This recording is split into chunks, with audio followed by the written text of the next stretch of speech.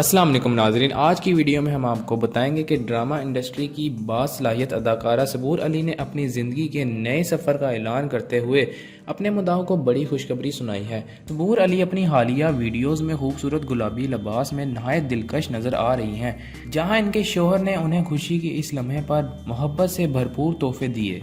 मुद्दाओं ने सबूर अली के इस ऐलान पर खुशी का इजहार करते हुए इन्हें और इनके शोहर को मुबारकबाद दी।